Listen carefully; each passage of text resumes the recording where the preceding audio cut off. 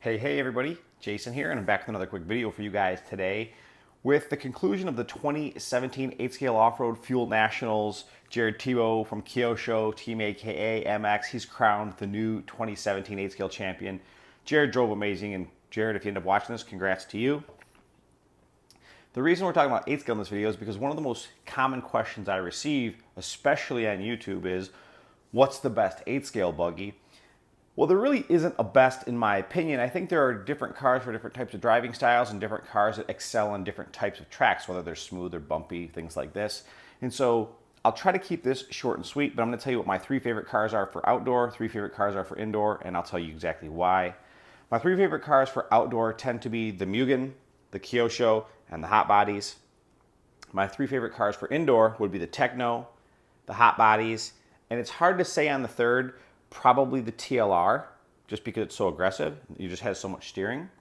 The reason I chose the cars I did for outdoor, the Mugen has always been very tame, and the Mugen is arguably the most imitated 8-Scale platform in the history of RC racing. I mean, if you just look at all the other pillow ball cars that have popped up, even other manufacturers, big name manufacturers that have basically used the Mugen as kind of like their platform to develop from, there's no question that it's a super good car. Here at the most recent Nationals, there were 4 Mugens in the main. I mean, that speaks volumes.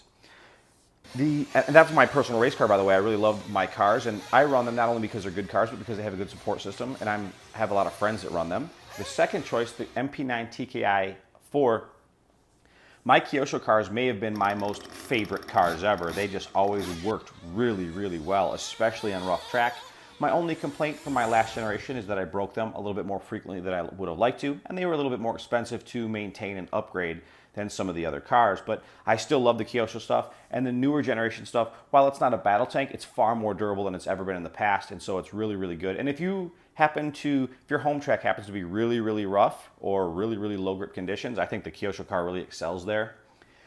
Last but not least in the outdoor category is the Hot Bodies D817. For a very long time, one of my good friends, Torrance de Guzman, is actually the designer of that car, and they used to always ask me, why don't you run this car? And it was never that I didn't think the car was good, but there were 2 things that held me back. Number one, I was always a little intimidated because a lot of the ones I drove were a little bit loose. And the second thing is they didn't have a dedicated e-buggy, and I didn't want to campaign 2 different platforms. The Hot Bodies buggy arguably is been the most successful on the widest variety of conditions. I mean, on high grip, Ty Tessman wins a couple years ago by over a lap. Here on a blown out rough track, another driver wins, which proves it just isn't the driver. It isn't just the driver that's out there making the car look good. The car is very capable. And so it's made a bunch of podiums at the last few Worlds, and it's a very good car. And now that it's got its little brother, the e-buggy, out, they are a force to be reckoned with for sure.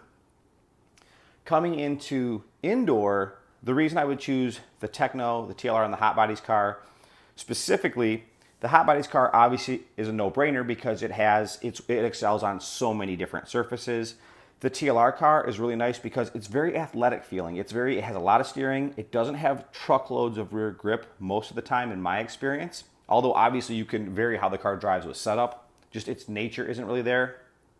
But it's really good for indoor with tight tracks.